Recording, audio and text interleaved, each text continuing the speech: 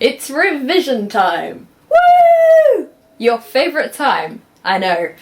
Now, you're probably wondering, seeing as you clicked on this video, how to revise for your history GCSE.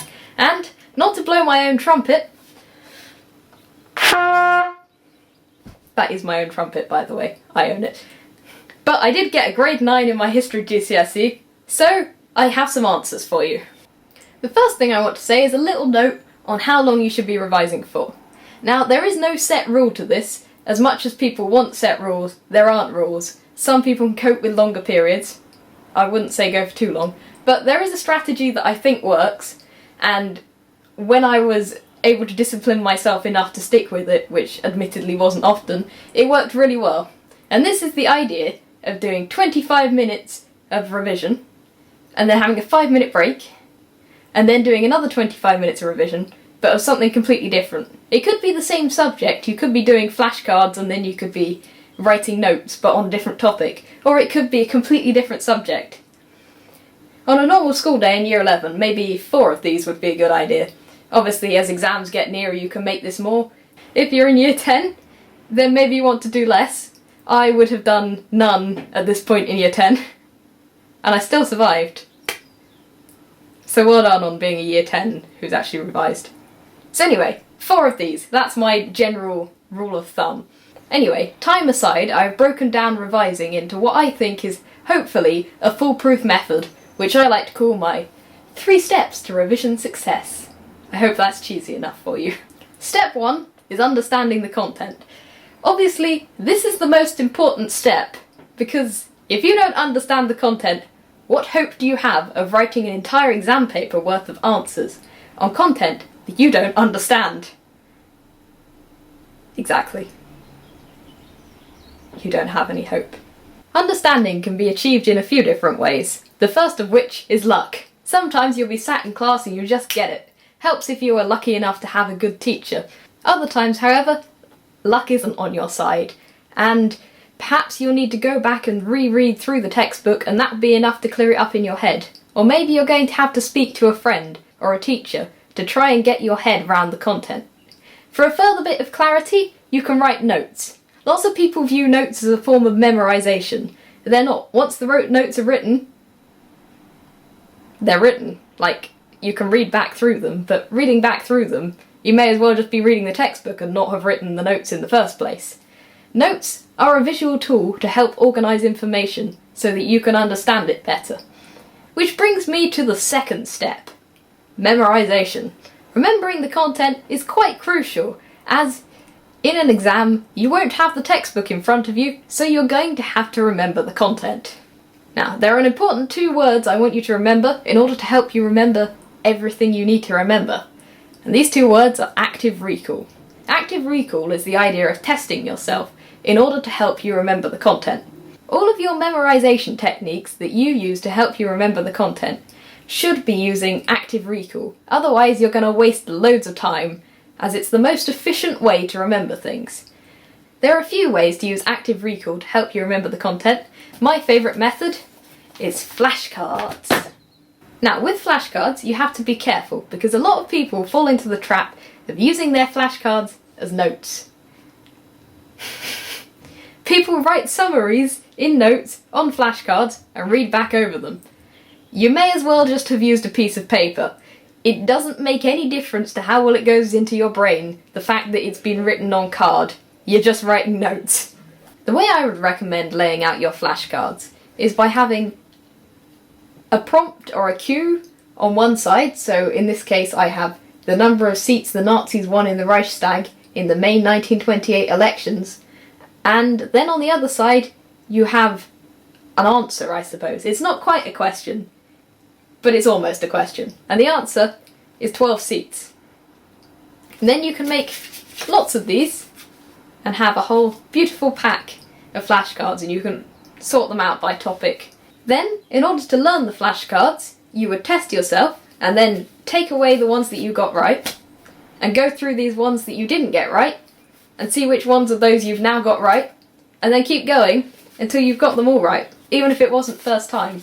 And then you can revisit it a day later and perhaps 2 days later whenever you really feel it's necessary, but revisit it often enough that you're getting most of them right after a couple of goes. I would also like to point out that that style of flashcard is what you can find in the description of most of my videos in the link to the Quizlet flashcards. They're just not physical flashcards, they're Quizlet ones. Another wonderful thing you can do with flashcards is use them to learn dates. Here I have a pack of Crime and Punishment flashcards, which are all the dates in that timeline in the front of the history textbook for Crime and Punishment. And what you'd do is you'd have an event on one side, so in this case I have transportation to North America begins, and then I have the date that it happened, or the year, 1615.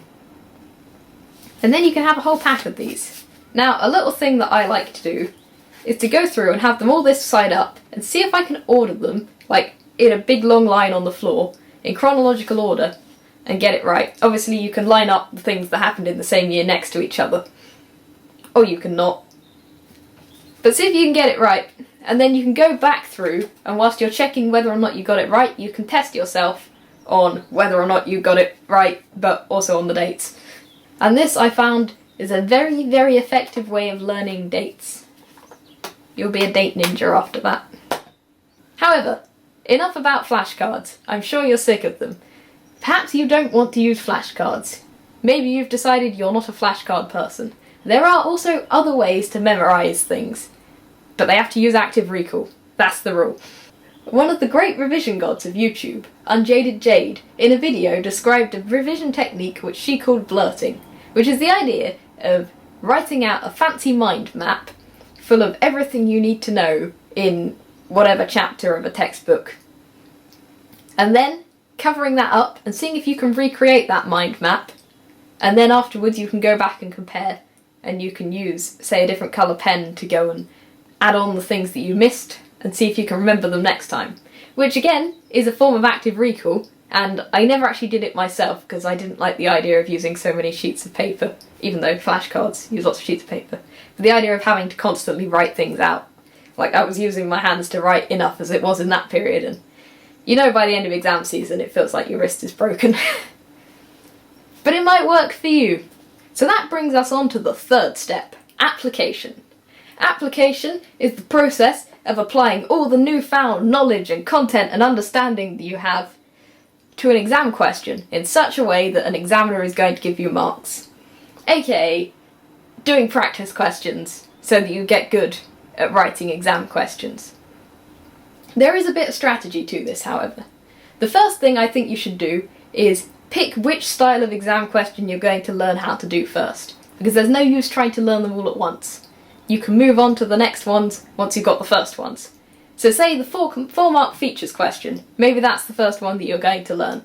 What I would suggest you do is you go and find some example answers of 4-mark features questions that have got 4 marks, and get a highlighter and break them down. See if you can find a structure. Perhaps someone's already given you a structure. For one of the 4-mark questions, I've got a video out there, and hopefully in the future I'll have more videos that break down the structure of exam questions in a way that's easy to use in the exam. So the exam structure I would use in a 4-mark features question would be point, evidence, and that should get you the 4 marks. So now you have a structure, it's time to have a go at actually writing an answer. I would initially suggest that you do these open book and don't put a time limit for yourself, and then have a go at a few of these and take them to someone who can mark them. I'd recommend your teacher. If not, you can have a go at marking them yourself. And once you're consistently getting most of the marks, so 3 or 4 marks, then you can think about doing them closed book and with a time limit. Then, obviously, once you've mastered that question type, or at least you've got it good enough that you're happy with, time to move on to the next question type.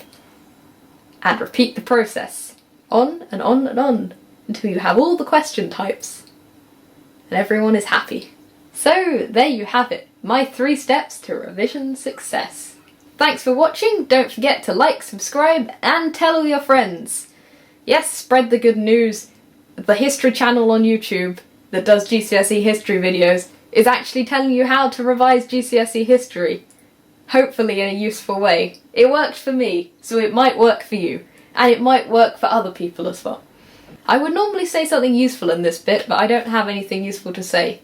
because there aren't any Quizlet flashcards or links to them in the description, because this isn't a video about a specific topic from history. But also, that's what I should say, if you're new to the channel, then hello, I make GCSE History revision videos, and I animate them.